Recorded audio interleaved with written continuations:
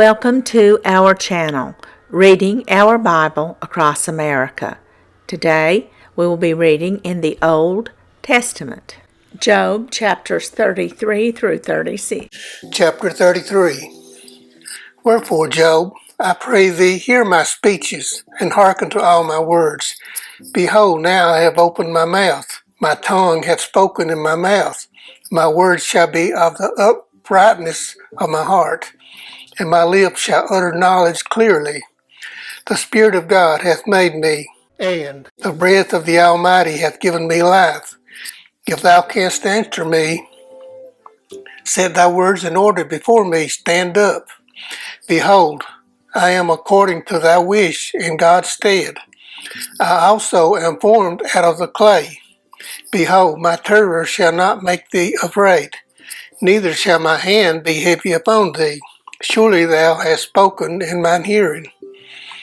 And I have heard the voice of thy words, saying, I am clean without transgression. I am innocent, neither is there iniquity in me. Behold, he findeth occasions against me. He counteth me for his enemy. He putteth my feet in the stocks. He marketh all my paths. Behold, in this thou art not just. I will answer thee that God is greater than man. Why dost thou strive against him? For he giveth not account of any of his matters. For God speaketh once, yea, twice, yet man perceiveth it not. In a dream and a vision of the night, when deep sleep falleth upon men, in slumberings upon the bed, then he openeth the ears of men, and sealeth their instruction, that he may withdraw man from his purpose, and hide pride from man. He keepeth back his soul from the pit, and his life from perishing by the sword. He is chastened also with pain upon his bed, and the multitude of his bones with strong pain, so that his life abhorreth bread, and his soul dainty meat. His flesh is consumed away, that it cannot be seen, and his bones that were not seen stick out. Yea, his soul draweth near unto the grave, and his life to the destroyers. If there be a messenger with him, an interpreter, one among 1,000, to show unto man his uprightness, then he is gracious unto him, and saith, Deliver him from going down to the pit. I have found a ransom. His flesh shall be fresher than a child's. He shall return to the days of his youth. He shall pray unto God, and he will be favorable unto him, and he shall see his face with joy. For he will render unto man his righteousness. He looketh upon men, and if any say, I have sinned and perverted that which was right, and it profited me not, he will deliver his soul from going into the pit, and his life shall see the light. Lo, all these things worketh God, oftentimes with man, to bring back his soul from the pit, to be enlightened with the light of the living. Mark well, O Job, hearken unto me. Hold thy peace, and I will speak. If thou hast anything to say, answer me. Speak, for I desire to justify thee. If not, hearken unto me. Hold thy peace, and I shall teach thee wisdom. Chapter 34. Furthermore, Elihu answered and said, Hear my words, O ye wise men, and give ear unto me, ye that have knowledge, for the ear trieth words, as the mouth tasteth meat. Let us choose to us judgment. Let us know among ourselves what is good. For Job had said, I am righteous, and God hath taken away my judgment. Should I lie against my right? My wound is incurable without transgression. What man is like Job, who drinketh up scorning like water, which goeth in company with the workers of iniquity, and walketh with wicked men?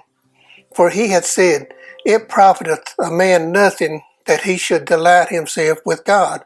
Therefore hearken unto me, ye men of understanding. Far be it from God that he should do wickedness, and from the Almighty that he should commit iniquity. For the work of a man shall he render unto him, and cause every man to find according to his ways. Yea, surely God will not do wickedly, neither will the Almighty pervert judgment. Who hath given him a charge over the earth, or who hath disposed the whole world? If he set his heart upon man, if he gather unto himself his spirit and his breath, all flesh shall perish together, and man shall turn again unto dust. If now thou hast understanding, hear this, hearken to the voice of my words. Shall even he that hateth right govern? And wilt thou condemn him that is most just? Is it fit to say to a king, Thou art wicked, and to princes, Ye are ungodly? How much less to him that accepteth not the persons of princes, nor regardeth the rich more than the poor? For they all are the work of his hands. In a moment shall they die, and the people shall be troubled at midnight, and pass away, and the mighty shall be taken away without hand. For his eyes are upon the ways of man, and he seeth all his goings. There is no darkness nor shadow of death, where the workers of iniquity may hide themselves, for he will not lay upon man more than right, that he should enter into judgment with God. He shall break in pieces mighty men without number, and set others in their stead. Therefore he knoweth their works, and he overturneth them in the night, so that they are destroyed. He striketh them as wicked men in the open sight of others, because they turned back from him, and would not consider any of his ways, so that they caused the cry of the poor to come unto him. And he heareth the cry of the afflicted. When he giveth quietness, who then can make trouble? And when he hideth his face, who then can behold him? Whether it be done against a nation, or against a man only, that the hypocrite reign not, lest the people be ensnared. Surely it is meet to be said unto God, I have borne chastisement, I will not offend any more. That which I see not, teach thou me. If I have done iniquity, I will do no more. Should it be according to thy mind, he will recompense it, whether thou refuse or whether thou choose, and not I. Therefore speak what thou knowest. Let men of understanding tell me, and let a wise man hearken unto me. Job had spoken without knowledge, and his words were without wisdom. My desire is that Job may be tried unto the end, because of his answers for wicked men. For he addeth rebellion unto his sin. He clappeth his hands among us, and multiplieth his words against God. Chapter 35. Elihu spake moreover, and said, Thinkest thou this to be right, that thou saidst, My righteousness is more than God's? For thou saidst, What advantage will it be unto thee? And what profit shall I have, if I be cleansed from my sin? I will answer thee and thy companions with thee. Look unto the heavens and see, and behold the clouds which are higher than thou. If thou sinnest, what doest thou against him? And if thy transgressions be multiplied, what doest thou unto him? If thou be righteous, what givest thou him?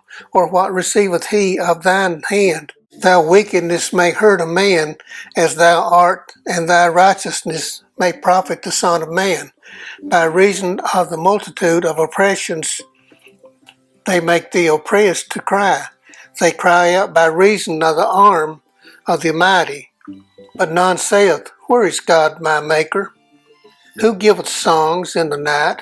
Who teacheth us more than the beasts of the earth, and maketh us wiser than the fowls of heaven? There they cry, but none giveth answer, because of the pride of evil men. Surely God will not hear vanity, neither will the Almighty regard it. Although thou sayest thou shalt not see him, yet judgment is before him. Therefore trust thou in him. But now because it is not so, he hath visited in his anger, yet he knoweth it not in great extremity. Therefore doth Job open his mouth in vain? he multiplieth words without knowledge. Chapter 36. Elihu also proceeded and said, Suffer me a little, and I will show thee that I have yet to speak on God's behalf. I will fetch my knowledge from afar, and will ascribe righteousness to my Maker. For truly my words shall not be false. He that is perfect in knowledge is with thee.